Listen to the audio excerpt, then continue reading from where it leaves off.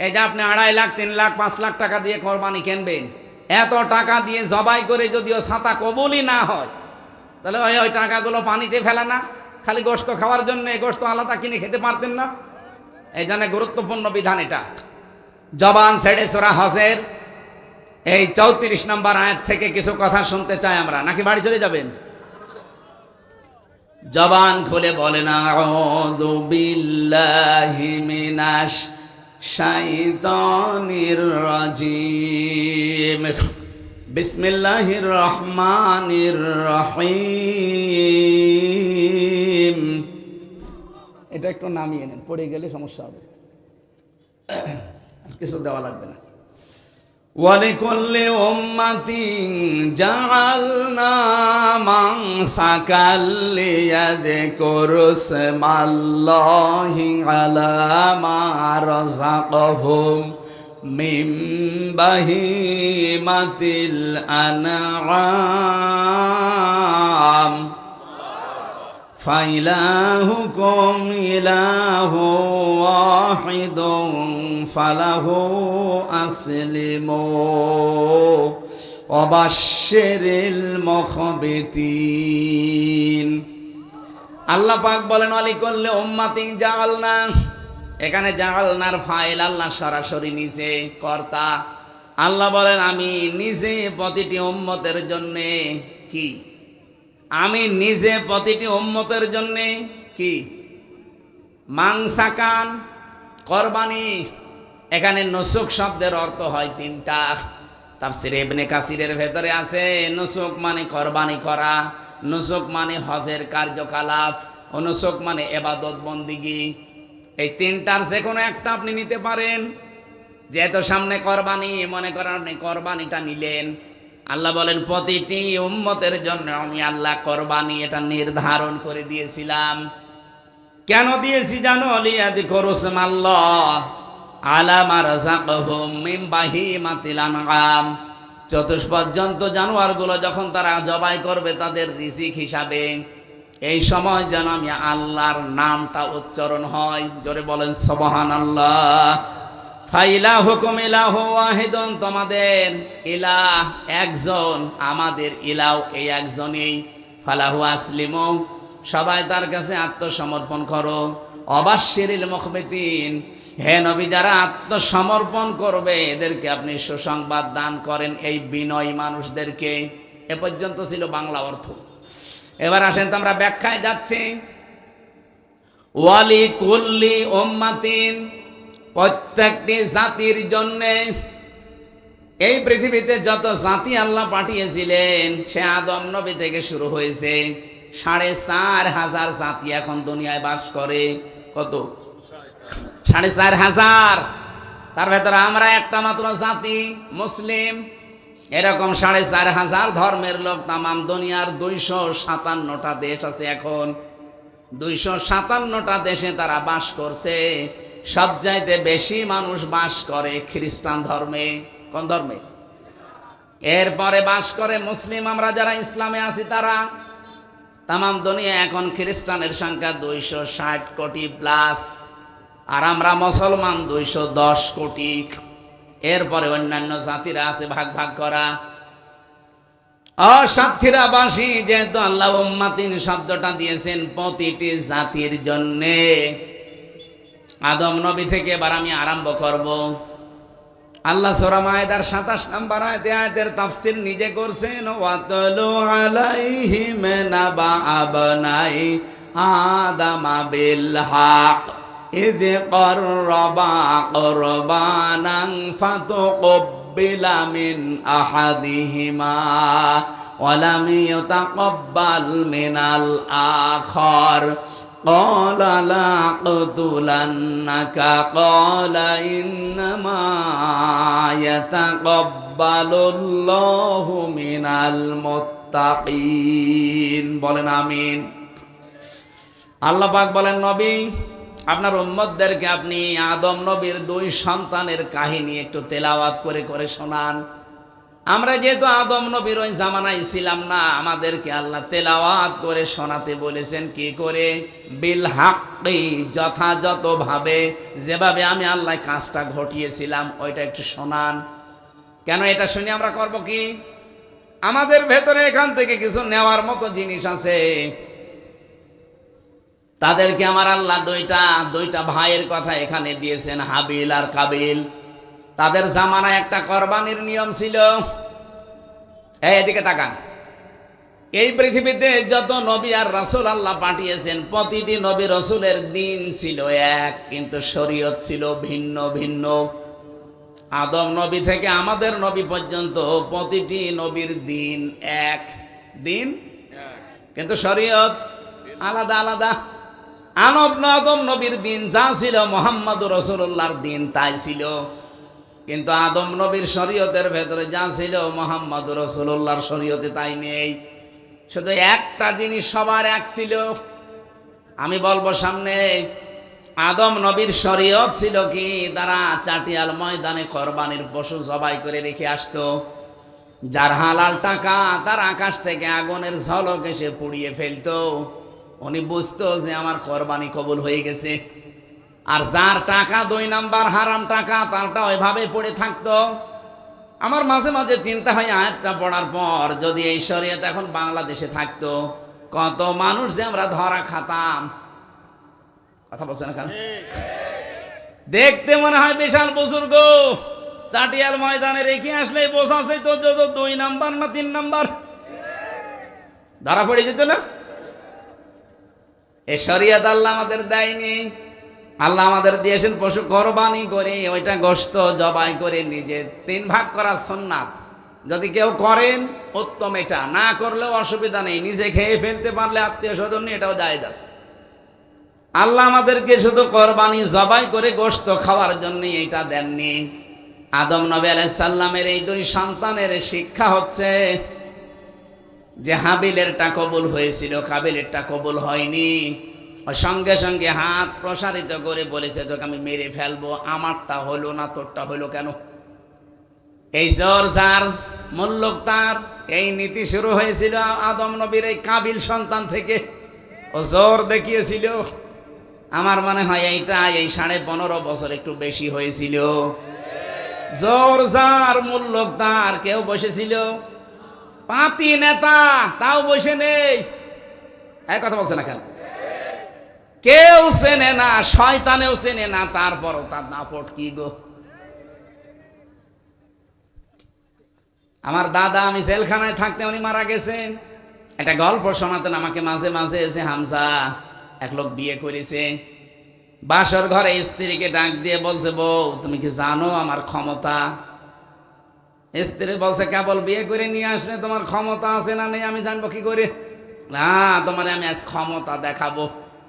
রাতের বেলা স্ত্রীর হাত ধরে নিয়ে গেছে রেল লাইনের সামনে। রেলগাড়ি আসে না, আন্দাজে গেট বন্ধ করে দিয়ে বসে আছে। ওই যে রেলগাড়ির গেট থাকে না, ওই রাস্তা দিয়ে যা ভ্যান গাড়ি, যা রিক্সা, অটো রিক্সা, যা সব বন্ধ। স্ত্রী ডাক দিয়ে বলছে, কি বলছে? দেখলে না ট্রেন আসে না, তারপরও আমি গেট বন্ধ করলাম, সব গাড়ি থেমে গেল, এটা আমার ক্ষমতা। স্ত্রী বলছে, তাই? কিছুক্ষণ পরে দেখে ট্রেন আসতেছে, লাল একটা কাপড় উড়িয়েছে, ট্রেন গেছে থেমে। স্ত্রীর হাত ধরে বলছে, দেখলে ট্রেন তো এখানে থামার কথা না, এটা একবারে যে বেনাপোলে থামবে, অথচ মাঠের ভেতরে আমি এই ট্রেন থামিয়ে ফেললাম, এটা আমার ক্ষমতা। স্ত্রী বলছে মনে মনে, আল্লাহ তুমি কার ঘরে আমারে পাঠালে, তো ক্ষমতা নিয়ে বাসে না। হঠাৎ ট্রেনের ড্রাইভার এসে বলছে, কি গো কোনো সমস্যা? বলছে, না স্যার, ট্রেন থামালে। বলছে, আমার এই বউ বিশ্বাস করে না যে আমার ক্ষমতা আছে, ওরে আমি দেখালাম। ট্রেনের ড্রাইভার ওরে 2 থাপ্পড় দিয়ে বলে, বেটা বেয়াদব, কত গুরুত্বপূর্ণ লোক আছে ট্রেনে, বিভিন্ন জায়গায় যাবে, আর তুমি বউ খুশি করার জন্য ইয়ারকি মারো। ট্রেন নিয়ে যখন চলে গেছে, বউ বলছে, ওগো করে ভ্যান রিক্সা সব দাঁড়িয়ে যায়, আমি বুঝলাম। লাল কাপড় উড়িয়ে দিলে ট্রেন থেমে যায় চলন্ত, আমি বুঝলাম, কিন্তু ওই লোকটা তোমার তড় দিল কেন? ও বলছে ও দেখিয়েছে ওর ক্ষমতা, আর আমি দেখালাম আমার ক্ষমতা। এই ক্ষমতা দেখা দেখি চলছিল এই 15 বছরে। কথা বলছেন? কেউ বসেছিল? কাবিল ঠিক এইটাই বলেছিল, লামে তাকিদ, গ্যারান্টি দিয়ে বলেছে, না আমি তোকে ছাড়বো না, তোকে মেরেই ফেলবো, হত্যা করব। কিন্তু কাবিল হাবিল যারটা কবুল হয়েছে, ও কিন্তু এভাবে হাত প্রসারিত করে বলে না যে আমি তোকে মেরে ফেলবো। কি বলেছিল? সেই কথাটাই আজকে আপনাদের শিক্ষার জন্য বলছি। জোর করে কোনো জিনিস কিন্তু পাওয়া যায় না পৃথিবীতে। এই 15.5 বছরে অনেকে জোর করে সম্মান আদায়ের চেষ্টা করেছিল। একটা মরা মানুষের সম্মান আদায়ের চেষ্টা করেছে 15.5 বছর, সম্মান তো দেয়নি, শুধু আগস্টের 5 তারিখ আসতে দেরি মাটির সাথে মিশিয়ে দিয়েছে। আমরা চাই আগামীতে কোনো মানুষের এভাবে সম্মান জোর করে যেন কেউ আদায় না করে। এরকম অনেকে এখনো ধান্দায় আছে যে আবার চাই, যদি চেয়ার পাই ও করেছে বাবা আর আমি করবো স্বামীর। আপনি জোর করে সম্মান নিতে পারবেন না, এটা মানুষের মনের বিরুদ্ধে চলে যায়। কারণ মানুষকে 3.5 হাত বডির ভেতরে এমন কিছু আল্লাহ দিয়েছেন, জোর করে যা যা পাবেন ওইটাই রিয়াক্ট করবে। কি কথা বলছেন? হ্যাঁ, হয়তো ভয়তে ভয়তে কিছু বলবে না সামনাসামনি, কিন্তু পরিবেশ পেলেই উল্টিয়ে যাবে। আমার দাদা থাকতে আমি বহু সুন্দর সুন্দর গল্প শুনতাম, কিন্তু উনি যে মারা গেছে, জেলে থাকতে আমি জানতামও না। 15 দিন পরে আমার এক কারারক্ষী যে বলছে এক বুড়ো মরে গেছে। বুড়ো মরে গেছে মানে? পরে শুনলাম যে আমার দাদা। এই দাদার কারণে আমি মাদ্রাসায় এসেছিলাম। আমি তো জেনারেলে পড়তাম, উনি আমাকে মাদ্রাসায় দিয়েছিল। বলে না, একটা এ বংশের ভেতর অন্তত হুজুর হোক। আল্লাহ তাকে জান্নাতুল ফেরদাউস দান করেন, আমিন। মানে একটা গল্প শুনিয়েছিলেন, এই আয়াতের সাথে একটু রিলেটেড আছে, এই জন্য বলছি। বাদশাহ হাজ্জাজ বিন ইউসুফের এলেকটা এত জালেম ছিল, জুলুম করতে করতে সীমা লঙ্ঘন করে ফেলেছিল। পাইক পিয়াদা যারা আছে তারা যে বলছে, বাদশাহ আপনার জন্য তো বাইরে যেতে পারছি না, আপনাকেও গালি দেয়, আমাদেরও গালি দেয়। অবশ্য গালি দেয় কে গো, আমি দেখবো। ছদ্মবেশ নিয়ে বাইরে গেছে, এক গ্রাম্য লোকের সাথে দেখা। ডাক দেয়া বলছে, বেটা বাদশাহ হাজ্জাজ বিন ইউসুফকে চেনো? বলছে চেনো মানে? ও তো জালেম। কে কে বললে? হ্যাঁ ও জালেম, ও জালেমের বাচ্চা জালেম। 2-3 বার জালেম বলার পর ওর মেজাজ গেছে খারাপ হয়ে। ডাক দেয়া বলে, বেটা আমারে চেনো? বলছে না। আমি সে হাজ্জাজ। চিন্তা করছে আমার তো মাথা থাকবে না, মাথা নিচু করে বলছে, বাদশাহ নান্দার আপনি কি আমারে চেনেন? আছে না তো।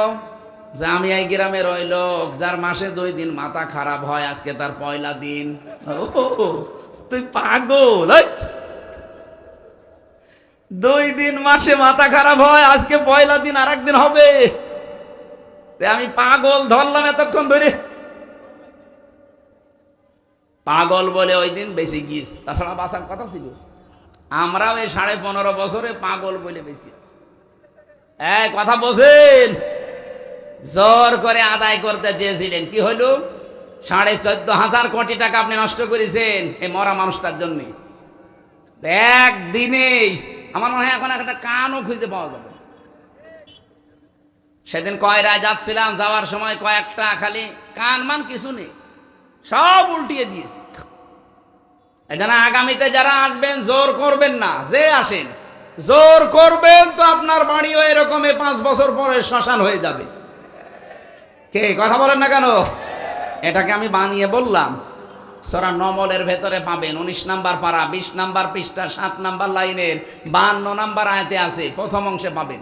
ফাতিলকা বুয়ুতুহুম খাওফিয়াতাম বিমা যালামু। এই আয়াতের তাফসিরে আপনি দেখবেন। আয়াতগুলো লম্বা করা যাচ্ছে না।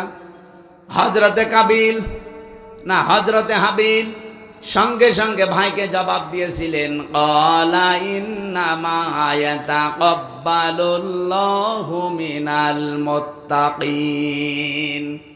এখানে যদি কেউ আলেম থাকেন আমি তাকে বলছি, আল্লাহ পাক যদি ক্বালা ইন্না ইয়াতাকাব্বালুল্লাহু বলতেন, তাও আমরা অর্থ করে ফেলতাম। মা দিলেন কেন? এই জন্যে তাফসীর মাহফিলে আসতে হয়। কেন আল্লাহ মা দিলেন? আপনি ইন্না শব্দের সাথে যদি মা লাগিয়ে দেন তাহলে বাংলা অর্থ দাঁড়াবে একমাত্র, কেবলমাত্র, শুধুমাত্র, এরাই, এইটাই। শেষে হস্যাই যোগ করা লাগবে। আল্লাহ রাব্বুল আলামিন ইন্না মা দিয়ে জানিয়েছেন। হাবিল তার ভাইকে এটা শুধু জানায়নি, কিয়ামত পর্যন্ত সবাই যারা আসবে তারপরে তাদেরকে জানিয়েছেন ক্বালা ইন্নামা ইয়াতাকাব্বালুল্লাহু মিনাল মুত্তাকিন। ইয়াতাকাব্বালু এটা মোসারে, বর্তমান, ভবিষ্যৎ, প্রেজেন্ট, ফিউচার। যদি তার ভাই পর্যন্ত সীমা লঙ্ঘন থাকতো, সীমাবদ্ধ থাকতো, তাহলে কিন্তু ইয়াতাকাব্বালু দিতেন না, ওখানে মাজির সিগা, অতীতের শব্দ ব্যবহার করতেন। ইয়াতাকাব্বালু মোসারে দিয়েছেন এই কারণে শুধুমাত্র এখন কাবিলের জন্য এটা না, কিয়ামত পর্যন্ত কাবিলের বহু মানুষ দুনিয়ায় আসবে। তাদেরকে সতর্ক করে বলেছেন শুধুমাত্র, কেবলমাত্র, একমাত্র আল্লাহ পাক গ্রহণ করে থাকে, কবুল করে থাকে। আল্লাহ পাক শুধুমাত্র গ্রহণ করে থাকে, কবুল করে থাকে দুনিয়ায় যারা মুত্তাকি, তাদের ইবাদত বন্দেগী, কাজকর্ম, তাছাড়া অন্য কারোরটা কবুল হয় না। যেহেতু ইবাদত বন্দেগীর ভেতরে নুসুকের একটা অর্থ বলেছিলাম। নুসুক মানে কি বলেছিলাম? নুসুক মানে কোরবানি, নুসুক মানে ইবাদত বন্দেগী, নুসুক মানে হজের কার্যকলাপ। তিনটা অর্থ আছে। আপনার জীবনের কোনো কিছু কবুল করাতে হলে আপনাকে আগে মুত্তাকি হওয়া লাগবে। এমনকি এই কোরবানিও যদি কবুল করাতে চান, তাকওয়া ছাড়া কোরবানি কবুল হবে না। লা ইয়ানালাল্লাহা লুহুমুহা ওয়ালা দিমাউহা ওয়ালাকিন ইয়ানালুহুত তাকওয়া মিনকুম। আল্লাহ পাক বলেন, লান শব্দ দিয়েছি এনাল, এর আগে, মোজারের আগে লান আসলে বাংলা অর্থ দাঁড়ায় জীবনেও হবে না, কখনোই হচ্ছে না, হবে না। তোমাদের গোশত, চর্বি, চামড়া, তোমাদের পশুর, এ সমস্ত কোনো কিছু আল্লাহর কাছে পৌঁছায় না। আল্লাহর কাছে শুধুমাত্র পৌঁছায় তোমাদের মনের তাকওয়া। কি পৌঁছায়? তাকওয়াটা কি? বাংলাদেশ, ভারত, পাকিস্তান, এই তিনটা দেশে একটু ঝামেলায় আছি আমরা। তাকওয়া বললে আমরা শুধু পোশাকের তাকওয়া খুঁজি, যে বিশাল জব্বা গায়ে দেওয়া লাগবে, সুন্দর টুপি মাথায় দেওয়া লাগবে, হাতে তসবিহ থাকা লাগবে, তাহেরি ভাইয়ের মতো বিশাল একটা পাগড়ি মাথায় দেওয়া লাগবে, আর মাঝে মাঝে একটু জিকির করা লাগবে, হো হো। বিশাল তাকওয়াবান হয়ে গেছে না? তাকওয়ার প্রথম অর্থ হচ্ছে আল্লাহর ভয়, এটা তোমরা সবাই জানি। তাকওয়ার আসল অর্থ হচ্ছে যজ্ঞ। কি বললাম? যজ্ঞ। যোগ্যতা অর্জন করা লাগবে আপনাকে। যে যে জায়গায় আমরা আজ যেতে চাই, ওই জায়গায় পৌঁছাতে হলে আমাদের যোগ্যতা থাকা লাগবে। সত্যি আমাদের যদি যোগ্যতা না থাকে, আল্লাহ পাক আমাদেরকে সাহায্য করবেন না। এখানে কোরআনে কারিমে যত জায়গায় সাহায্যের কথা যেখানে আসবে, দেখবেন ঈমানের পরে আল্লাহ হয় সলেহ দিয়েছেন, নাই তাকওয়া দিয়েছেন। আমি আধুনিক ব্যাখ্যা তাফসীর পড়ে দেখেছি, সলেহ এবং তাকওয়া এই দুইটা শব্দের অর্থই বাংলা অর্থ আসে যোগ্য, যোগ্যতা। শুধু ঈমানে নিয়ে বসে থাকলে হবে না, আপনাকে প্রস্তুতি নেওয়া লাগবে, যোগ্যতা অর্জন করা লাগবে। আজ পাকিস্তানের সাথে ভারত পারছে না, তাদেরকে দেখে দাদা, বাবা, দোলা ভাই বলে পালাচ্ছে। এটা বাংলাদেশের সাথে হলে করতো না, কারণ ওদের যা আছে আমাদের সে জিনিস নেই। ওদের তো অস্ত্র শস্ত্র, পারমাণবিক এগুলো তো আছে, এমনকি ওদের যে ঈমান, ওদের ভেতরে। আমি কালকে একটা স্ট্যাটাস দেখলাম, একজন ক্যাপ্টেন, তার বাবা পাকিস্তানের আর্মিদেরকে বলছে, দেখেন ছেলেকে পাঠিয়েছি দেশ রক্ষার জন্যে, দেশ মাতৃকা রক্ষার জন্য পাঠিয়েছি। আমার ছেলে যুদ্ধে গেছে। এই পৃথিবীর নিকৃষ্ট জাতি এই মুশরিক, এই উগ্রপন্থী হিন্দুরা। এই দুনিয়ার দুইটা জাতি সবচাইতে নিকৃষ্ট, একটা ইহুদি আর একটা মুশরিক। এদের বিরুদ্ধে যেহেতু পাঠিয়েছি, এমনি পাঠাইনি আমার ছেলেকে। এই ভারত একটা ধোয়া তুলে আমার দেশে তারা জঙ্গি আছে, এই কথা দুনিয়ার মোড়লদেরকে জানিয়েছে যে এই দেশে জঙ্গি আছে, আমরা জঙ্গির ঘাঁটিতে বিমান হামলা চালিয়েছি। এত বড় মিথ্যা কথা আপনি দুনিয়ার মানুষকে শুনিয়েছেন, আর মানুষ বিশ্বাস করবে? আপনি জঙ্গি ঘাঁটিতে যদি বিমান হামলা করেন তাহলে জঙ্গি যেখানে আছে সেই জায়গায় মারলেন না কেন? আপনি তো বিমান হামলা করেছেন মসজিদে, মাদ্রাসায়, শিশুদের উপরে। এই কথা বলছেন না কেন? এরা আপনি দেখেন না মসজিদ ভেঙে চোরমার করে দিয়েছে, মাদ্রাসায় মেরেছে বোমা, ছোট ছোট বাচ্চাদেরকে দুনিয়া থেকে বিদায় করেছে। কেন আপনি এই বেসামরিক মানুষ মারলেন কেন? আপনি যদি জঙ্গি হামলা করেন তাহলে জঙ্গি যেখানে আছে সেখানে মারেন। এই ভুয়া ধোয়া তুলেছিলেন 54 বছর এই ভারত আমাদের সম্পর্কে, যে আমাদের দেশে নাকি জঙ্গি আছে। আজ পর্যন্ত দেশে একটা জঙ্গি ধরা পড়ল না। কি কথা বলেন? জঙ্গি নেই ওই দেশে, কারণ আমার মতো মানুষ করা জঙ্গি বানিয়েছিল। তাও জঙ্গির প্রধান নাকি আমি, আনসারুল্লাহ বাংলা টিমের প্রধান। ও ছাতা যে কি আমি আজ পর্যন্ত জানি না। কারণ জঙ্গি নাটক যিনি লিখত তিনি পালিয়েছে। সাতক্ষীরাবাসী যে কথাটা তুলেছিলাম আপনাদের জন্য, আল্লাহর দরবারে আমরা যদি যোগ্যতা অর্জন করতে না পারি, এই ক্যাপ্টেনের বাবা বলেছিল সন্তানকে পাঠিয়েছি আমি আল্লাহর ঘর মসজিদ, নবীর ঘর মাদ্রাসা এবং ছোট ছোট বাচ্চাদের জীবনের কারণে।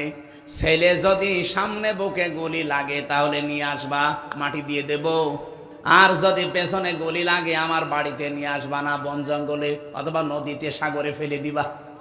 পরবর্তীতে সন্তান যখন নিয়ে এসেছে তাকে, হ্যাঁ নিয়ে আসলে কেন? চাচা আপনার এই সন্তানের পিঠে একটা গুলিও লাগে না, ওর গুলি লেগেছে 22টা সব বুকে। তো ওরা যোগ্যতা অর্জন করেছে বিভিন্ন শক্তি দিয়ে, ইমানের শক্তি দিয়েও। আর আমরা কোথায় আছি?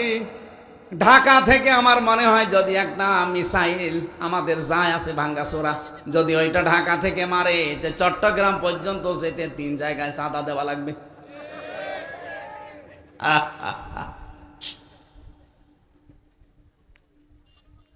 এমনি নেই তো নেই, যদি থাকেও 2-1টা। আমার মনে হয় ঢাকা থেকে চট্টগ্রাম মাত্র 250 কিলো, ও দেশ পারও হবে না 250 কিলো যেতে যেতে 3-4 জায়গায় চাঁদা ধরবে। একবার ওই যে নারায়ণগঞ্জে বসে আছে আল্লাহর ওলি শামীম ওসমান, 72 রাকাত তাহাজ্জুদ পড়তো। পুরাটা মিথ্যা কথা। তাহাজ্জুদের নামাজ মাত্র কয় রাকাত? 8 রাকাত নয় 12 রাকাত। তো 72 রাকাত পড়ে, তার মানে জীবনে নামাজই পড়ে না তাহাজ্জুদে। ওই জায়গায় একবার ধরত। এরপরে কুমিল্লায় আরেক মস্তান আছে, ওই যে বাহার মস্তান, ওই বাহারে ধরত। এরপরে ফেনীতে জয়নাল হাজারি ধরত। এরপরে তো চট্টগ্রাম। 3 জায়গায় যদি এই মিসাইল যেতে যেতে চাঁদাবাজি হয় তো মিসাইল যাবে। আমাদের কি আছে বলেন? আমাদের যে কোরবানির সামনে আসতেছে, কবুল হবে কি দিয়ে কবুল হবে? আমাদের তাকওয়া আছে। তাকওয়া মানে শুধুমাত্র জব্বা গায়ে দিয়া না, আল্লাহর ভয় না। তাকওয়া মানে যজ্ঞ। 2 নম্বরে তাকওয়ার ব্যাখ্যা, তাকওয়া মানে আল্লাহর নিষিদ্ধ কাজগুলো ঘৃণা ভরে ছেড়ে দেওয়ার নাম তাকওয়া। এমনি ছেড়ে দেওয়ার নাম খৌফ। আর তাকওয়া হচ্ছে নিষিদ্ধ কাজ যেগুলো ঘৃণা ভরে ছেড়ে দেওয়া, এর নাম কি? এই যে পরকীয়া প্রেম যারা করেন, এটা নিষিদ্ধ কাজ না? বলেন বলেন, এটা শুধু ছেড়ে দিলে হবে না ঘৃণা করে ছেড়ে দেওয়া লাগবে? কারা কারা ছেড়ে দেবেন হাত তোলেন তো। এই লাইন চলছে কার সাথে? এদিকে আসেন। 2 হাত তুলিস, মানে দাড়ি মুখে নিয়ে লজ্জা করেন আপনার? কার সাথে লাইন আছে আপনার বলেন? আপনার ভাবির সাথে না প্রতিবেশীর স্ত্রীর সাথে? শালির সাথে? যার সাথে লাইন থাকে এই মুহূর্তে তওবা করেন। মোবাইল নাম্বারে না নাম্বার ডিলিট করে দিন দেন। না না, আমি হাসির জন্য বলি না। যাদের যার সাথে লাইন আছে এই মুহূর্তে নাম্বার ডিলিট করেন। মেয়ে লোকের সাথে গল্প করা জায়েজ নেই, শুধু 14 জন মেয়ে লোক ছাড়া। কয়জন? আপনার নিজের মা, নিজের আপন বোন, নিজের ফুফু, নিজের আপন খালা, নিজের পুত্রবধূ, ভাইয়ের মেয়ে, বোনের মেয়ে, এরকম 14 জন মহিলা আছে স্ত্রী। এর বাইরে যদি কারো সাথে গল্প করতে চান মোবাইলে, প্রথমে সালাম দেওয়ার পরে যদি দেখেন যে না এই 14 জনের গলার মতো হচ্ছে না, কেটে দেবে। জায়েজ নেই কথা বলা। আল্লাহ রাব্বুল আলামিন কোরআনে কারিমে দিয়েছেন, ইন্না ইদ্দাতাশ শুহুরি ইনদাল্লাহি 12 আশার শাহরং ফি কিতাবিল্লাহ ইয়াউমা খালাকাস সামাওয়াতি ওয়াল আরদা মিনহা আরবাআতুন হুরুম ইলা আখিরি আয়াত। সূরা তাওবার ভেতরে এসেছে 10 নম্বর পারা 11 নম্বর পৃষ্ঠার 11 নম্বর লাইনে আছে। আল্লাহ বলেন, আমি আসমান আর জমিন যেই দিন তৈরি করি ওই দিন আমি আমার কিতাবের ভেতরে 12টা মাসের নাম লিপিবদ্ধ করেছিলাম। তাহলে মাস হিসাবে আল্লাহর কাছে লিখা কয়টা? বলেন বলেন। ওই 12টা মাসের নাম আল্লাহ কোরআনে দেয়নি, শুধু একটা মাসের নাম দিয়েছেন, রমজান। বাকি 11 মাসের নাম কোরআনে দেয়নি। এটা তাফসিরে হাদিসে আমরা পেয়েছি।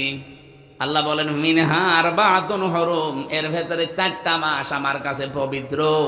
মুহররম একটা, রজব একটা, জিলকদ যেটা আমরা এখন আছি, আর একটা জিলহজ। ওই জামানায় মাসগুলোকে সম্মান দিত কাফেররা পর্যন্ত। ওরা যদি এই সারা বছর যুদ্ধ বিগ্রহ মারামারি গন্ডগোল করত, কিন্তু এই মাস যখনই জিলহজ, জিলকদ, মুহররম, রজব আরম্ভ হয়ে যেত, তখন তাদের মারামারি গন্ডগোল যুদ্ধ বিগ্রহ বন্ধ। এই মাসগুলো চলে যাক, আবার তোরে দেখে নেব। আপনি চিন্তা করেছেন, কাফের আল্লাহকে বিশ্বাস করে না, কিন্তু 4টা মাসকে তারা সম্মান দিয়ে চলেছে। এই মাসগুলো আসলেই তারা তাদের মারামারি গন্ডগোল হামলা মামলা কেস কাম বন্ধ করে দিত। আর আমরা মুসলিম, কোরআন বিশ্বাস করি, কোরআনের ভেতরে 12টা মাসের নাম আল্লাহ দিয়েছেন, আমরা বিশ্বাস করি। ইনদাল্লাহি ইসনা আশারা শাহরান, এই যে 12টা মাস, তাহলে আমাদের তো সম্মান আল্লাহ নিজে যখন দিয়েছেন, এই মাসগুলোকে আমাদের আরো বেশি করা দরকার। এ মাস আসলে আমার মনে হয় আমাদের মারামারি গন্ডগোল মনোমালিন্য, একে অন্যের পেছনে লেগে থাকা, এগুলো সব স্টপ হয়ে যাওয়া দরকার। এই কথা বলছেন আমার? এই মাসগুলো আসলে অন্তত একটু সম্মান জানান। এই মুহূর্তে সিদ্ধান্ত নেন, আমার সাথে যার যার ঝামেলা আছে হবে, যদি শুরু করা লাগে এই মাস চলে যাক, আমি আবার আরম্ভ করব। অন্তত এই মাসে আমি থেমে গেলাম, পারা যাবে না? বলেন বলেন। নবীজি মসজিদে নববীতে বসে আছেন, দরজা দিয়ে এক সাহাবী প্রবেশ করলেন। আল্লাহর নবী জানিয়ে দিলেন যে এই লোকটা আল্লাহর জান্নাতি। দ্বিতীয় দিন আবার বললেন এই লোকটা আল্লাহর জান্নাতি। তৃতীয় দিন আবার বললেন এই লোকটা আল্লাহর জান্নাতি। সাহাবীরা বলে, হুজুর কি এমন কাজ করেছে লোকটা আল্লাহর জান্নাতি? একজন সাহাবী হযরত সাদ ইবনে আবি আক্কাস রাদিয়াল্লাহু তাআলা আনহু, তিনি বলেন, আমি তার জীবনের কাজকর্ম দেখার জন্য ছদ্মবেশে তার বাড়িতে আমি আশ্রয় নিলাম। ডাক দিয়ে বললাম, আল্লাহর বান্দা, আমি আপনার বাড়িতে মেহমান হতে চাই। 3টা দিন আমি তার সাথে আছি, তার বাড়িতে লেগে আছি, দেখি যে দিনিয়া রাতে কি কাজ করে, এমন কোন গোপন আমল আছে কিনা। আমার সাথে নামাজ পড়ে 5 ওয়াক্ত, কথাবার্তারা বলে, যেভাবে চলি আমি ওইভাবেই চলে, তার গোপন কোনো আমল আমি দেখলাম না। শেষ পর্যন্ত বলেই ফেললাম যে আপনি কি করেন? আপনাকে নবী যেতে 3 দিন পর পর জান্নাতি বলে ঘোষণা দিলেন, আপনি কি করেন? কি? আমি তো কিছুই দেখলাম না। লোকটা বলে, আল্লাহর বান্দা, আমার জীবনে এতটুকু কাজ আছে, আমি সারা দিন সারা রাত যা করি, সন্ধ্যা বেলা যখন এশার নামাজ আদায় করে ঘুমাতে যাই, কারো ওপরে কোনো বিদ্বেষ আমি রাখি না, কারো ওপরে কোনো রাগ নেই, কারো ওপরে কোনো অভিমান নেই। যে যা আমার সাথে করেছে, অন্তত এশার নামাজের পরে একটা নির্মল শান্ত মন নিয়ে আমি ঘুমিয়ে যাই, আশা নিয়ে যে ঘুম থেকে উঠতেও পারি, বিদায় নিতেও পারি। সুতরাং আমি কারো উপরে অভিযোগ রেখে করব কি? আমি সব আল্লাহর জন্য মাফ করে দিলাম। এভাবে আমি ঘুমিয়ে যাই, সকালবেলা একটা শান্ত মন নিয়ে আল্লাহ আমাকে আবার জাগিয়ে তোলে। আমার মনে হয় আল্লাহ পাক আমার এই কাজটা পছন্দ করেছে, নবীর মাধ্যমে আমার জান্নাতের সুসংবাদ দিয়েছে। সাতক্ষীরাবাসী, হাদিসটা শুনতে খুব সহজ মনে হচ্ছে, নিজের সাথে মিলান তো, আমি আপনি পেরেছি। এ লোকটা ঘুমানোর আগে যার প্রতি যে রাগ ঝাল আছে, অভিযোগ আছে, সব মাফ করে দিয়ে একটা মন নিয়ে ঘুমায়, শান্ত মন, নির্মল। আর আমরা সারাদিন যা করি, সারা রাত যা করি, অন্তত ঘুমানোর আগে বালিশে মাথা দিয়ে চিন্তা ভাবনা করে যে সকালবেলা কার 12টা বাজাবো। কথা বলে না কেন? সকালবেলা কারে ধরিয়ে দেব, মিথ্যা মামলা দেব, মিথ্যা সাক্ষী দেব, কার কোনটা আমরা ডাকাতি করবো, চুরি করবো, মেরে খাবো, শুধু এই ধান্দায় আছি। আমি একটা হাদিস পড়েছিলাম না, হযরতে আবু যর রাদিয়াল্লাহু তাআলা আনহু থেকে বর্ণিত, বিশ্ব নবী জানিয়েছেন, মানিদ্দাআ মা লাইসা লাহু ফালাইসা মিন্না ওয়ালিয়াতাবাওয়া মাকআদাহু মিনান নার। মুসলিম শরীফের হাদিস, 61 নাম্বার হাদিস এটা। নবীজি বলেন, যে জিনিস তোমার না, ওইটা যদি তুমি নিজে দাবি করো, ওই দিন থেকে তুমি আমার উম্মত না। কথা বুঝেছেন না? বোঝেন? যেই জিনিস আপনার না, ওইটা যদি আপনি নিজে দাবি করেন যে এটা আমার, তাহলে ওই দিন থেকে আপনার শাস্তি, আপনি নবীর উম্মত নেই। ওয়ালিয়াতাবাওয়া মাকআদাহু মিনান নার, 2 নাম্বারের শাস্তি, আপনি জাহান্নামে একটা স্থান তৈরি করে নিলেন। বলেন তো বাংলাদেশে এই হাদিসের লোক নেই? যে জিনিস আপনার না, আপনি জোর করে দাবি করেন, কেউ চাঁদাবাজির মাধ্যমে, নাকি এসেলায় চাঁদাবাজি নেই? আপনি কি আবার বুঝে ফেললেন? আপনার বোঝা লাগবে না। কত মানুষ দেখেন আগস্টের 5 তারিখের পর থেকে যে জিনিস যার না, সে কিন্তু নিজের দায়িত্বে নিয়ে নিয়েছে। যা নিয়েছেন ফেরত দেওয়া লাগবে, নাই তো নবীর উম্মত আপনি আর নেই। ফালাইসা মিন্না, ফা দিয়েছেন, 19টা অর্থে ব্যবহার হয় ফা শব্দটা। ফা অক্ষর 19টা অর্থে আসে। প্রথম অর্থ হচ্ছে বালাগাত মানতে কি আছে, আগের কোনো কথা যদি আপনার জীবনে থাকে, পরের যে শব্দ আসতেছে এটা আপনার জন্য মাস্ট বি, লেগে যাবে। এই জন্য ফা মাঝখানে দিয়েছেন। নবীজি ফা না দিলেও আমি অর্থ করতে পারতাম, কেন ফা দিলেন? ফালাইসা মিন্না। সুতরাং উপরে বর্ণিত গুণ যাদের আছে, যারা ডাকাতি করেন, চুরি করেন, চাঁদাবাজি করেন, ঘুষ খান, সুদ খান, বিভিন্ন কায়দায় মানুষের সম্পদ নিজের মনে করে নিয়ে চালিয়ে যাচ্ছেন, বাবা শাহজালাল সব হালাল, আপনি কিন্তু আর নবীর উম্মত নেই। এই মুহূর্তে যদি ওগুলো ফেরত না দেন, আপনি নবীর উম্মতের বাইরে চলে গেছেন। 2 নাম্বারটা আরো কঠিন। আপনি জানেন জাহান্নামে নিজের একটা স্থান তৈরি করে রেখে দিলেন। বলেন নাউজুবিল্লাহ। হ্যাঁ, আপনার কোনো জিনিস যদি হাতছাড়া হয়ে যায়, ওইটা যদি আপনি আবার ফেরত পান, তাহলে আপনি এই হাদিসের শাস্তির আওতা মুক্ত থাকবেন। কথা বুঝেছেন না? বোঝেননি? এটা একটু ভালো করে শুনুন। কোনো জিনিস আপনার ছিল, কিন্তু আপনি ওই জিনিসটা হারিয়ে ফেলেছেন অথবা বেদখল হয়ে গেছে, ওইটা যদি আপনি আবার ফেরত পান, তাহলে আপনি এই হাদিসের আওতা মুক্ত থাকবেন। এটা আপনি টিকায় লেখা পাবেন মুসলিম শরীফের। এই যে ইসলামী ব্যাংক, যাদের ছিল হাতছাড়া হয়ে গিয়েছিল, এখন আবার তারা ফেরত পেয়েছে। আসতে বললেন কেন? কিন্তু অনেক মানুষ আমরা দেখি, তারা বলছে না জানি ইসলামী ব্যাংকও নাকি চুরি হয়ে গেছে, ছিনতাই হয়ে গেছে। এরকম মিথ্যা কথা বলতে পারলেন? ইসলামী ব্যাংকে আপনার বাবার নাকি? যাদের ব্যাংক তারা ফেরত পেয়েছে। যারা বানিয়েছিল মাথার ঘাম পায়ে ফেলে, তারা হারিয়ে ফেলেছিল ওটা, এখন তারা ফেরত পেয়েছে। তাদের জিনিস তারা পেয়েছে, আপনি এখানে ফতোয়া দিলেন কোন কারণে? না বোঝার ভান করে থাকলে কিন্তু আপনার খবর আছে। আমি আবার বলছি, কোন জিনিস আপনার ছিল, হাত ছাড়া হয়ে গিয়েছিল, হারিয়ে ফেলেছিলেন, আবার ফেরত পেয়েছেন, আপনি ফালাইসা মিন্নার ভেতরে থাকবেন না। ওয়ালিয়াতাবাওয়া মাকআদাহু মিনান নারের ভেতরে আপনি নেই। কিন্তু জিনিস আপনার না, আপনি জোর করে দখল করে নিজের দায়িত্বে রেখে দিলেন, ওই দিন থেকে আপনি নবীর দল থেকে বের হয়ে চলে গেছেন। সুতরাং যারা নবীর উম্মত নেই, এখন অনেকে এরকম মানুষ নেই, নবীর উম্মত আপনি কিন্তু নেই। আপনি এখন নবীর উম্মত যেহেতু নেই, মরে গেলে এখন জানাজা দেওয়া ঠিক হবে? কবরে দেওয়া? বলেন এরকম চরিত্র আছে কাদের? যাদেরই আছে, আমি নাম নিলাম না, আপনি কিন্তু টের পাচ্ছেন, আর এটা রেকর্ড হচ্ছে, সারা দেশে এখন চলছে। যারা যারা শুনছেন তারা ফেরত দেন, নাই তো আমাদের মতো মানুষকে আপনারা ডাকবেন না মরে গেলে। কারণ আপনি, আপনার জন্য আমি বিসমিল্লাহি ওয়া আলা মিল্লাতি রাসূলিল্লাহ মিথ্যা কথা বলবো কেন? যে আল্লাহর নামে রসুলের দলে তুলে দিলাম, রসুলের দলেই নেই, ফালাইসা মিন্না। আশা করছি কথা বুঝেছেন। এরপরও যদি না বোঝার ভান করে থাকে, এদিকে আসেন। আসেন আসেন আসেন। যারা এখনো বলছেন যে না আমি এখনো বুঝি নাই, নাম ধরে, নাম ধরা লাগবে না, এদিকে আসেন, কানের নিচে এমন জোরে দুইটা দেবো আপনি সব বুঝে ফেলবেন।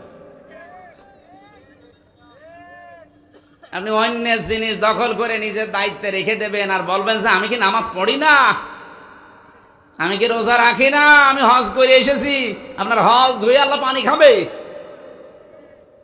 আপনি তো হজ করে সাতক্ষীরা মসজিদের সভাপতি হয়ে বগল বাজাচ্ছেন যে আমি মসজিদের সভাপতি সাতক্ষীরা, আর আবু জেহেল ছিল কাবা শরীফের সভাপতি। এই জন্য আমি আবার রিপিট করছি, ভাই যার জিনিস নিয়েছেন ওটা যদি আপনার না থাকে ওটা ফেরত দেন। হ্যাঁ, আমি আমার জিনিস হারিয়েছিলাম, ওইটা আমি ফেরত পাচ্ছি এখন আস্তে আস্তে।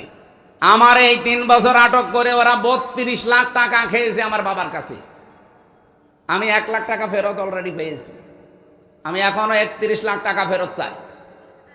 কি জিনিস আমার আপনি নিয়েছিলেন, এখন আমাকে দেওয়া লাগবে। এইভাবে করে যে যা এই জেলায় হারিয়েছেন, এই সাতক্ষীরায় যে যা হারিয়েছেন, কোন দল করেন আমি ওসব জানি না, যা হারিয়েছেন ওটা এখন ফেরত নেন। যারা এতদিন দখল করে রেখেছিল আপনিও নিয়ে নেন, কারণ জিনিস আপনার, আপনি ফেরত নেন। নেচ্ছেন তো আপনারা? হ্যাঁ নেন, অসুবিধা নেই, কিন্তু অন্যের জিনিস দখল করবেন না ভাই। অন্যের কোন জিনিস যেটা আপনার না, জোর জবরদস্তি করে দখল করে যদি কোনো কায়দায় চালিয়ে দেন যে না বাবা শাহজালাল সব হালাল, আপনি কিন্তু নবীর উম্মতের বাইরে চলে যাবেন। আমার মনে হয় আপনারা বুঝে ফেলেছেন ওয়াজ, আলহামদুলিল্লাহ বুঝে ফেলেছেন, ঠিক আছে। পৃথিবীতে কোনো মানুষ যদি 3টা কারণে কষ্ট পায়, কোরআনে কারিমে আছে সূরা আলাম নাসরার 5 এবং 6 নম্বর আয়াতে, ফাইন্না মাআল উসরি ইসরা, ইন্না মাআল উসরি ইসরা। তাফসীর যারা বোঝে, যারা পড়ে তাদেরকে বলছি একটু দেখবেন, এখানে উসরুনের আগে আলিফ লাম আছে, এর আগে মা আছে, এর আগে ইন্না আছে। তো আশ্চর্য বিষয় হচ্ছে ইসরার আগে আলিফ লাম নেই। আমি চিন্তা ভাবনা করেছিলাম কেন আল্লাহ দিলেন না। আরবি গ্রামার অনুযায়ী আলিফ লামটা 4 কারণে ব্যবহার হয়। এখানে যে উসরুনের আগে আলিফ লাম দিয়েছেন, এর আগে মা লাগিয়েছেন। আল্লাহ বাদ শব্দের পরেও কিন্তু আলিফ লাম দিয়ে এটা লাগিয়ে দিতে পারতেন, তো মা দিলেন কেন আর আলিফ লাম বা দিলেন কেন? উনি তো আন্দাজে কোনো কিছু দেবেন না। মুফাসসিরিন ইকরাম বিশেষ করে ফি জিলালিল কোরআনে সাইয়্যিদ কুতুব রাহমাতুল্লাহ আলাইহি আয়াতের টিকায় তিনি লিখেছেন, দুনিয়ার ময়দানে যদি কেউ একটা কষ্ট সহ্য করে, এই জন্য এটা আলিফ লাম মারিফা করে দিয়েছেন নির্দিষ্ট। কমপক্ষে তাকে ইসরা এটা না কেরা অনির্দিষ্ট, ওই মানুষের জীবনে আল্লাহ 70টা শান্তি সুখ পরবর্তীতে ধারাবাহিকভাবে লিখে রেখেছেন। এই জন্য আল্লাহ মা দিয়েছেন, যে এর সঙ্গে এর সাথে। আল্লাহ পাক বলেন দুনিয়ায় কোনো মানুষ যদি একটা কষ্ট সহ্য করে, ওই কষ্টটা যদি পেয়ে থাকে ও আল্লাহর জন্যে, ওই কষ্টটা যদি পেয়ে থাকে রাসূলুল্লাহর জন্যে, ওই কষ্টটা যদি পেয়ে থাকে মানবতার জন্যে, এই 3টা কারণে যদি কেউ কষ্ট পায়, একটা কষ্টে 70টা শান্তি সুখ দেবেন কে? সুতরাং মাস্টার সাহেব সহ এই সাতক্ষীরাতে যত মানুষ আল্লাহর জন্যে, রাসূলুল্লাহর জন্যে, মানবতার জন্যে কষ্ট করেছেন, হতাশ হবেন না, ভেঙে পড়বেন না। ওয়ালা তাহিনু ওয়ালা তাহজানু ওয়া আনতুমুল আ'লাউনা। হতাশা করবা না, চিন্তা করবা না, ভেঙে পড়বা না, কোনো ভয় নেই, কোনো চিন্তা নেই। ওয়া আনতুমুল আ'লাউনা, বিজয় আমাদের হবেই। শুধু হবে বললেই হয়েছে তো? আংতমের পরে আবার আলিফ লাম দিয়েছেন। আমরা যারা গ্রামার পড়া, এখানে মাওলানা আছে, আল্লাহ শব্দটা কিন্তু আংতম আলাউনা ছিল। মুবতাদা যদি মারিফা হয় খবর হবে সব সময় নাকেরা, কিন্তু কোন সময় যদি খবরও আল্লাহ মারিফা বানিয়ে দেয় তাহলে ইফিদুল হাসরা, হসরের ফায়দা দেয়। বাংলা অর্থ তখন দাঁড়াবে, শেষে আবার হর্ষাই না দিলে অর্থ মিলাতে পারবেন না। আল্লাহ বলেন ভয় তো নেই, চিন্তা নেই, ভেঙেও পড়বা না, ভয় পাবা না। নিজেকে হীনমন্যতায় ভোগাবে না। তাহীন মানে ছোট হওয়া, দুর্বল হওয়া। তাহসানু চিন্তাও করা যাবে না, বিজয় তোমরা হবে। কারণ তোমাদের কষ্ট দুনিয়ায় হয়েছে কয় কারণে বলেন বলেন। এই 15.5 বছর এখানে যারা আমরা আছি, অনেকে আল্লাহর জন্য কষ্ট পাইনি, রাসূলুল্লাহর জন্য। রসুলের জন্য কষ্ট কি? তার আদর্শ মানতে গিয়ে আমরা কষ্ট পেয়েছিলাম। হযরতে তালহা রাদিয়াল্লাহু তাআলা আনহু নবীজিকে বাঁচাতে গিয়ে তিনি পিঠের ভেতরে তীর নিয়েছিলেন 82টা। তিনি যদি এক রাসূলের শুধু শরীরকে বাঁচাতে গিয়ে 82টা তীর নিতে পারে, আমার মনে হয় নবীজি যদি এখন বেঁচে থাকতেন, আর বাংলাদেশের যুবকদের এখন যে স্পৃহা, এরা আল্লাহর নবীর শরীরকে, তার আদর্শকে বাঁচাতে গিয়ে 80, 82, 100টা তীরও খেতে আমরা রাজি আছি। সেই যুবকেরা সাতক্ষীরায় আছে না? এরাই তো স্বাধীন করে দিয়ে গেল।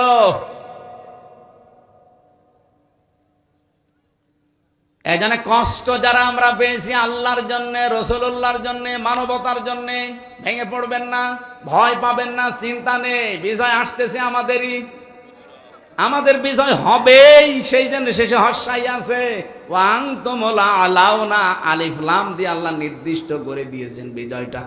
একটা শর্ত আছে শুধু, ইন কুনতুম মুমিনিন, যদি মুমিন হতে পারো। এবার আমি আর একটা দুঃখের কথা শোনাচ্ছি, এদিকে তাকান। এটা তো আশার বাণীকে শুনলেন যে একটা কষ্ট পেলে ৭০টা শান্তি আছে। যেহেতু আয়াতটা আল্লাহ রিপিট করেছেন, এই জন্য পরের আয়াতে দেখেন, ইন্না মাআল উসরি ইসরা। দুনিয়ায় কোনো মানুষ যদি একটা সুখ ভোগ করে, আর ওই সুখটা যদি হয় অবৈধ সুখ, আপনি যদি দুনিয়ায় একটা সুখ ভোগ করেন, আর ওই সুখটা যদি হয় অবৈধ সুখ, একটা সুখের কারণে কমপক্ষে ৭০টা দুঃখ ভোগ করা লাগবে।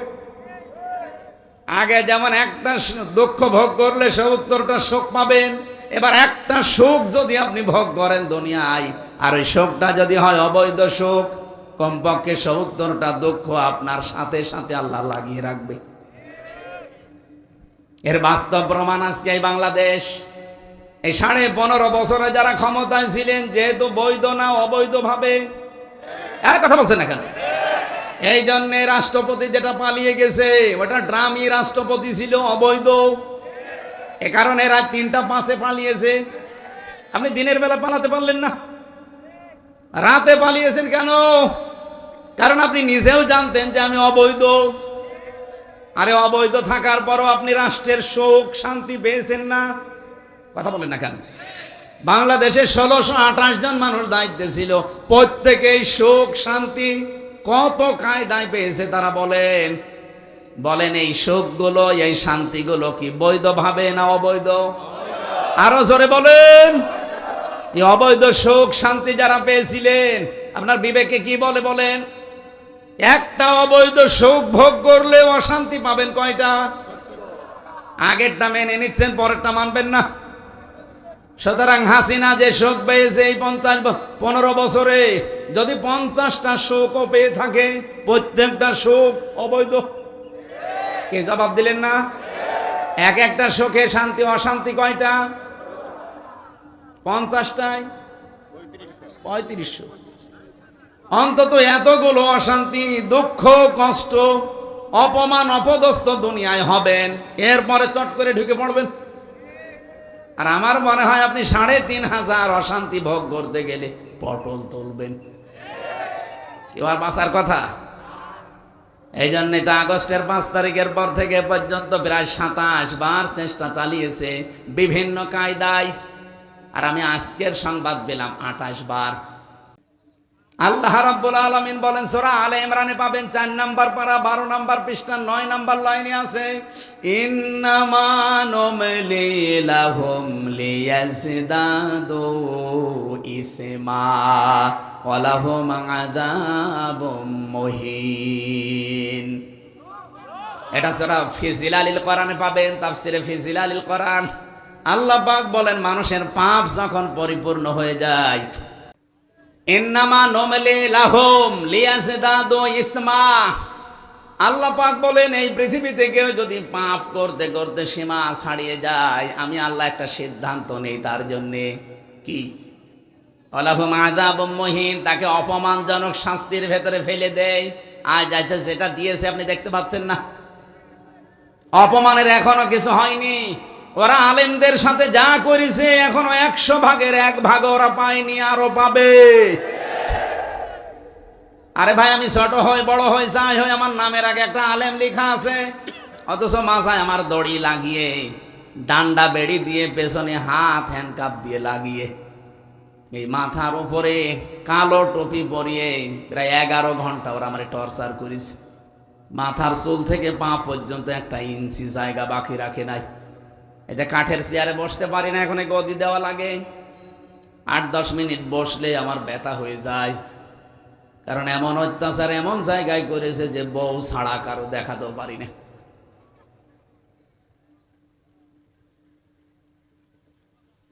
যারা অবৈধ সুখ ভোগ করলেন শুধু একজন না, যারা তার সাথে সহযোগী ছিলেন, আপনি লিখে নিতে পারেন। কোরআনের আয়াত মিথ্যা হবে না, মাস্ট বি। আপনার জীবনে 70টা করে এক একটা সুখের জন্য অশান্তি আসতেছে, এই জন্য আল্লাহ মানা দিয়েছেন। আপনি অশান্তি ভোগ করবেন, অপদস্থ হবেন, অপমান হবেন, অকল্যাণ পাবেন, দুঃখ পাবেন। কয়টা করে? 70টা করে। এই জন্য আমাদের কোনো চিন্তা আসে না, আমাদের হতাশাও নেই। আমরা জানি কোরআন 100 ভাগ সত্য, অথেন্টিক তথ্য আছে। আর কোরআনের কথা কোনো রদ বদল, কোরআনের কথা যে পরিবর্তন নেই, এটা কোথায় আছে?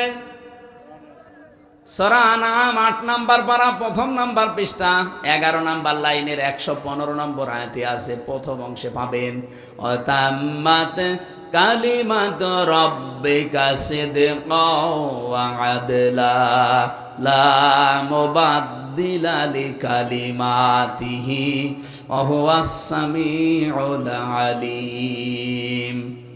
আল্লাহ পাক বলেন আমার কোরআনে যা দিয়েছি সব সত্য কথা, এবং 2 নম্বরে এখানে যা আছে সব ইনসাফ পূর্ণ কথা। আদলি শব্দ দিয়েছেন আল্লাহ, ইনসাফ দিয়ে পরিপূর্ণ। এখান থেকেই তো বাংলাদেশে এই বৈষম্য বিরোধী ছাত্র যে আন্দোলন, আপনারা বৈষম্য করবেন, কোরআনের নির্দেশ যে বৈষম্য করা চলবে না। বৈষম্য দূর করার জন্য এই বাংলাদেশে একটা প্রতীক আছে, তার নাম দাড়িপাল্লা, যেটা আমার খুতবার ভেতরে ছিল। ওয়াদাল মিজান, মিজান মানে এখানে আমরা সবাই জানি দাড়িপাল্লা। মিজান মানে কি? মানদণ্ড। এটা একটা ন্যায় বিচারের প্রতীক। সাতক্ষীরাবাসী, এটাও আমরা কোরআনে কারিম থেকেই নিয়েছি, বানানো না। বাংলাদেশে দাড়িপাল্লা মার্কা, এটা কোরআন থেকে নেওয়া। সূরা হাদিদ 25 নাম্বার পারা, 27 নাম্বার পারা 20 নাম্বার পৃষ্ঠার 1ম নাম্বার লাইনের 25 নাম্বার আয়াতের মাঝের অংশে শব্দটা আছে, লাকাদ আরসালনা রাসূলানা বিল বায়্যিনাতি ওয়া আনজালনা মাআহুমুল কিতাবা ওয়াল মিজান লিয়াকুমান নাসু বিল কিসত। অবশ্যই পৃথিবীতে আমি যত নবী পাঠিয়েছি, আপনি মাওলানা বেলালীকে জিজ্ঞাসা করেন, এখানে আল্লাহ লাকাদ শব্দ বাদও দিলে আমরা কিন্তু নিজেরা আলেমরা অর্থ করে ফেলতাম। লাকাদ আল্লাহ কেন দিলেন? দুইটা তাকিদ দিয়েছেন, লাম একটা, কদ একটা। আল্লাহ গ্যারান্টি দিয়েছেন 2 বার। অবশ্যই অবশ্যই এই পৃথিবীতে আমরা যত নবী আর রাসূল পাঠিয়েছি, প্রতিটি নবীর সাথে 3টা জিনিস দিয়েছিলাম। 1 নম্বরে দিয়েছিলাম স্পষ্ট দলিল আর প্রমাণ, মুজিজা যেটা বলা হয়। 2 নম্বরে তাদের সাথে কিতাব দিয়েছি কম বেশি।